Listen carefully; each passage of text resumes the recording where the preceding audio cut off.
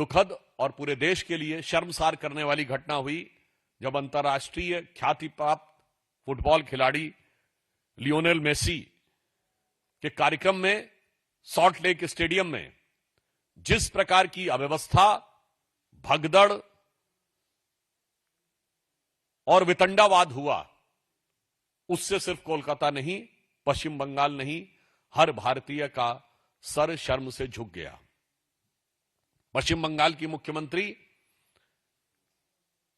सुश्री ममता बनर्जी जी ने अपने ट्वीट में कहा कि she is deeply disturbed by this event, but I want to make very clear, it is not you, Mamta ji, who is disturbed. It is the West Bengal which has got deeply and devastedly destroyed under your rule. ममता जी, ये सिर्फ आपके विचलित होने या दुखी होने की बात नहीं है।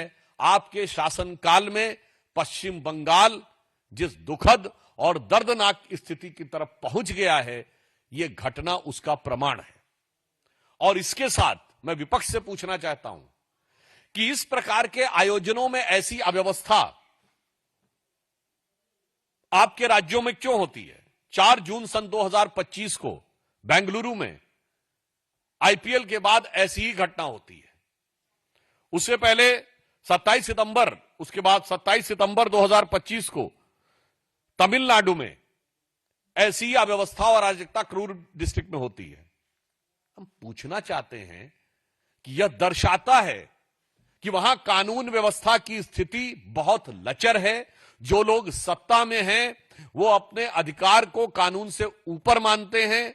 वो किसी कानून और किसी व्यवस्था, मर्यादा या किसी भी रूल को मानने को तैयार नहीं होते हैं और हर कार्यक्रम को अपनी व्यक्तिगत अहम्मन्यता और व्यक्तिगत ईगो सेटिस्फैक्शन का मुद्दा बनाते हैं। अन्यथा इस जंग की तीनों घटनाएं वहीं पर क्यों होती हैं? ये पूरे इंडी गठबंधन की सरकारों और कार्यकर्ताओं के द्वारा सरकार को, व्यवस्था को ठेंगा दिखाने की मानसिकता से भी ग्रसित होने का प्रमाण है।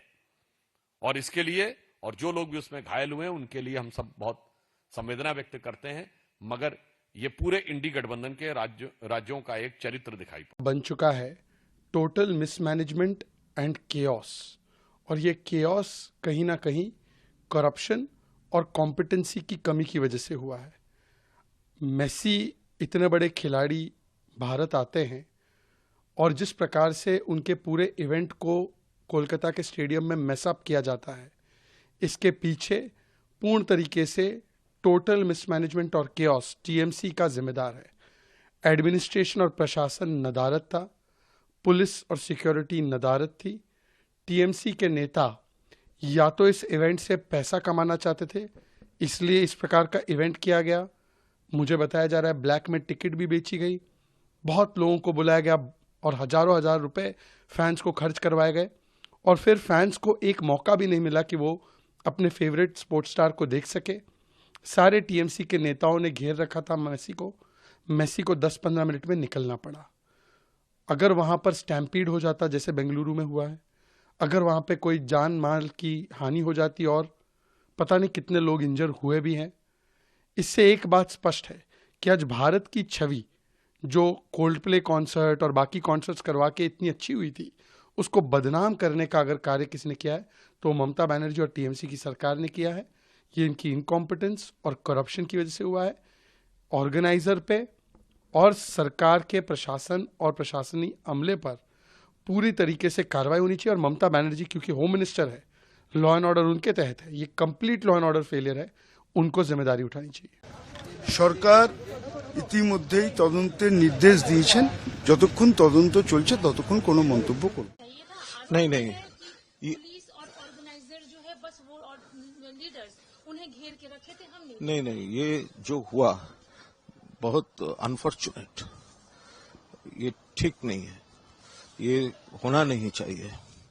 कुछ लोगों को इरेस्पॉन्सिबल बिहेवियर, अनप्लान्ड प्रोग्राम, ऐसे ये हुआ है। लेकिन ये जो पूरा गैलरी फुल था, बड़ा बड़ा डार्बी में भी ऐसा इतना सारे लोग कम होता है, तो वो तो बहुत प्राइस था टिकट का, लेकर सुबह से चलाए थे, लेकिन ऐसे घेर के रखा, ठीक से देखने नहीं पाए, वो हर्ट हुआ।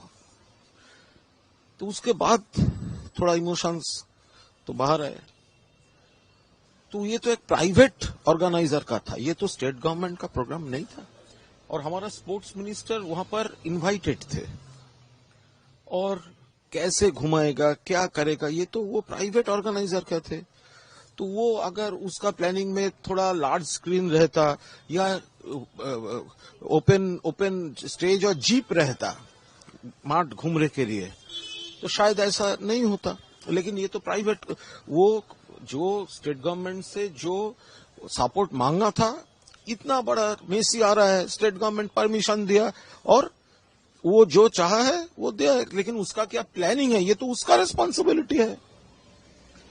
तो ऑनरेबल सीएम मैडम तो मेसी को सॉरी बोल के पोस्ट किया है, एक कमिटी रिटायर्ड जज के लीडरशिप में कमिटी कर दिया है, और जो मेन ऑर्गेनाइजर उसका खिलाफ पुलिस स्टेप भी लिया है, और वो रिफंड के बाद भी शायद चल रहा है।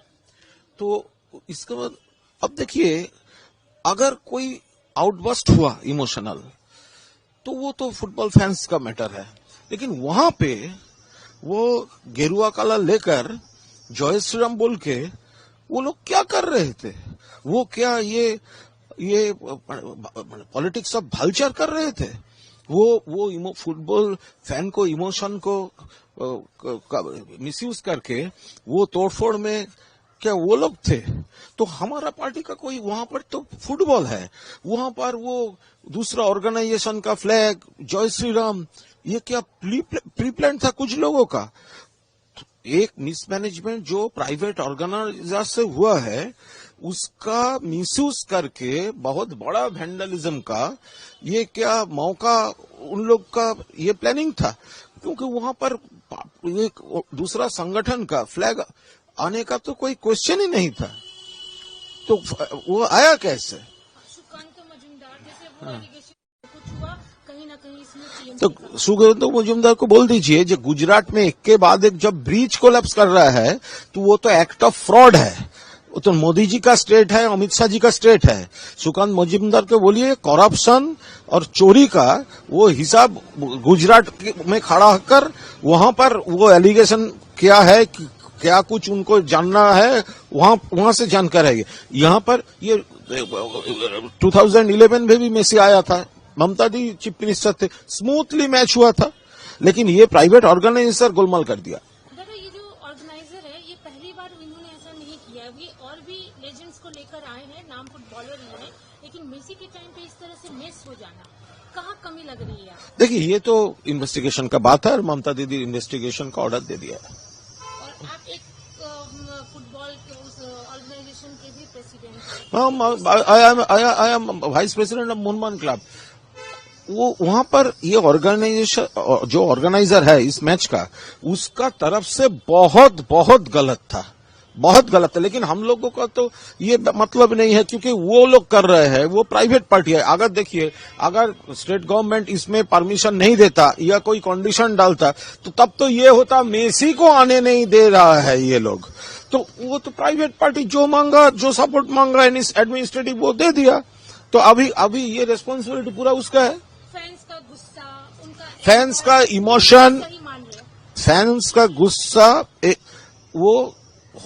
वो नॉर्मल था, फैंस का गुस्सा नॉर्मल था, लेकिन गुस्से में आकर जो वैंडलिज्म हो गया है वो नहीं होना चाहिए। और पुलिस, यहाँ पर पुलिस बहुत रेस्ट्रेंट वे से काम करता है।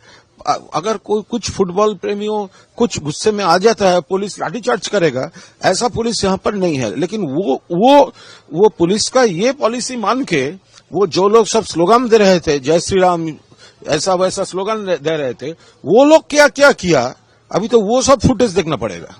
Thank you.